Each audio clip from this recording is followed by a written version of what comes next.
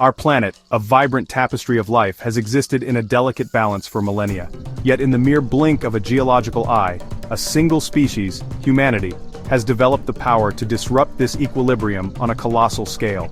In our relentless pursuit of progress and power, we have sometimes unleashed forces that we cannot control, resulting in catastrophes of our own making. These are not the unpredictable furies of nature, like earthquakes or volcanoes, but are born from our own ambition, our own miscalculations, and sometimes our own negligence.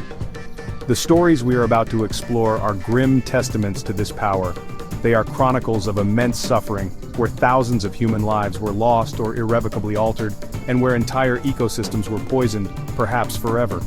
The scars left by these events are etched not only into the land and the water, but also into the collective memory of our species. They are stark reminders of the profound and often devastating consequences of our actions, reaching across generations and redrawing the maps of both our world and our understanding of our place within it. As we journey through these moments of profound failure, it is crucial that we do so not just as observers of history but as students.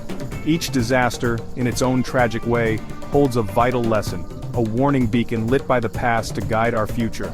They compel us to question, to demand accountability, and to strive for a wisdom that might one day match our technological prowess. For only by confronting the darkest chapters of our own story can we hope to avoid repeating them. In the early hours of an April morning in 1986, in what was then the Soviet Union, a test was underway at the Chernobyl nuclear power plant. It was a routine procedure, designed to assess the safety of the reactor's cooling system. But a fatal combination of flawed reactor design and inadequately trained personnel set the stage for an unprecedented catastrophe. A sudden catastrophic power surge resulted in a series of explosions, tearing the lid off Reactor 4 and exposing its incandescent core to the atmosphere. A fire, burning with an almost otherworldly blue light, raged for days, spewing a plume of radioactive material that would drift across continents. The immediate aftermath was a scene of chaos and denial. Firefighters, unaware of the invisible poison they were battling, rushed to the scene, absorbing lethal doses of radiation. The nearby city of Pripyat, a model Soviet town built for the plant's workers and their families, slept on, its residents oblivious to the silent, deadly fallout descending upon them. It was only after 36 hours that the evacuation began, a hurried exodus from homes that would be abandoned forever. The human cost was immediate and brutal, with dozens dying from acute radiation sickness in the weeks that followed, a truly agonizing fate.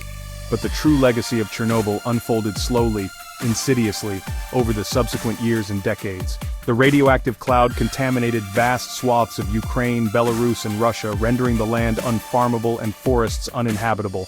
Thyroid cancer rates, particularly among children, soared. The invisible contamination seeped into the soil, the water, and the food chain, creating a permanent poison legacy. The exclusion zone, a vast, empty landscape, stands today as a haunting monument to our most terrible miscalculation, a place where nature is slowly, cautiously reclaiming what humanity so violently surrendered.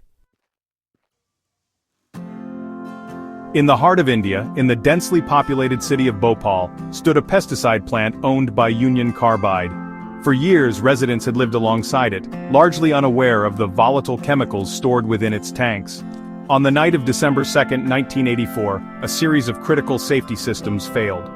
Water entered a tank containing over 40 tons of methyl isocyanate, a highly toxic gas.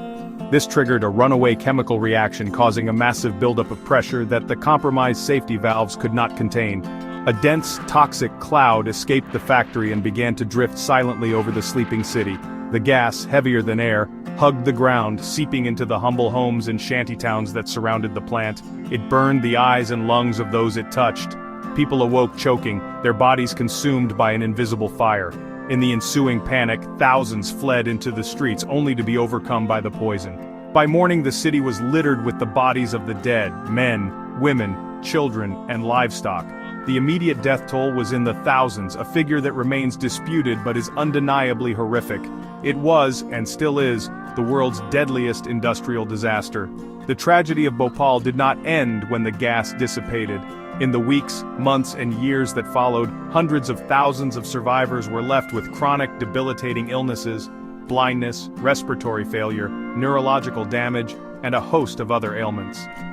The site of the plant remained a source of contamination, with toxic waste left to poison the groundwater that local communities depended upon. The fight for justice and adequate compensation has been a long and arduous struggle for the victims, a painful aftermath that continues to this day, serving as a chilling reminder of corporate negligence and the devastating price paid by the vulnerable. The Gulf of Mexico, a cradle of life and livelihood, faced disaster in April 2010. The Deepwater Horizon rig exploded, unleashing a torrent of oil into the sea. For 87 days, oil bled into the Gulf, creating the largest marine spill in history. The devastation to wildlife and coastlines was staggering. Cleanup efforts continue, but the legacy of uncertainty still clouds the Gulf's future. On March 11, 2011, a magnitude 9 earthquake struck off Japan's coast, unleashing a devastating tsunami. The wave overwhelmed towns and the Fukushima Daiichi nuclear power plant, triggering a nuclear disaster. Floodwaters disabled vital cooling systems, leading to reactor meltdowns and radioactive releases. Over 150,000 people were evacuated, and the world's faith in nuclear safety was shaken. The Fukushima disaster forced a global re-evaluation of nuclear power in the face of nature's fury. Prince William Sound, Alaska, a pristine wilderness, home to sea otters, eagles, and salmon.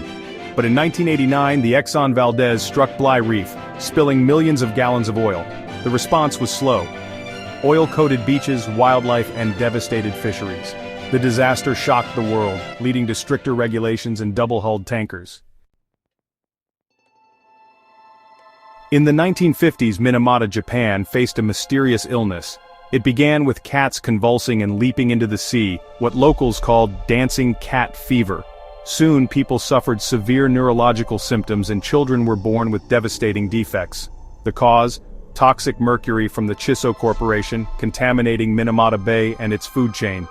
Minamata disease became a symbol of industrial pollution's human cost, sparking global awareness and change.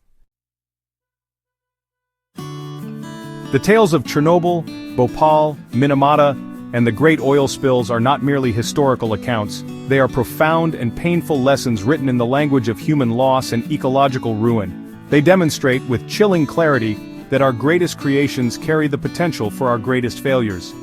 Each disaster was a complex chain reaction, where technological flaws were compounded by human error, corporate greed, or systemic negligence. These events force us to confront the immense responsibility that accompanies our power to reshape the world, a responsibility we have too often failed to uphold. From the ashes and the oil, however, comes the weight of knowledge. The agony of Minamata taught us about the insidious journey of toxins through the food chain. The black tide of the Exxon Valdez led to stronger ships and better response protocols. The fire of Chernobyl and the meltdown at Fukushima forced a global reckoning on nuclear safety. These hard-won lessons, paid for at an unbearable price, have shaped the laws, regulations, and technologies we rely on today.